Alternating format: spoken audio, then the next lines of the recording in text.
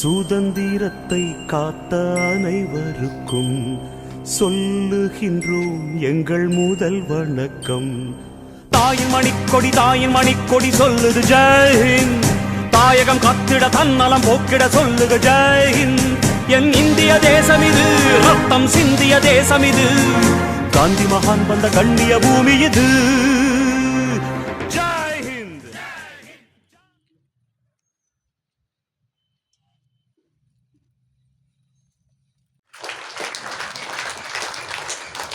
அவரோடு தோளோடு தோள் நின்று கல்வி செயலாற்றிக் கொண்டிருக்கும் கோவிலூர் ஆதீன கல்வி நிறுவனங்களின் தாளர்களே,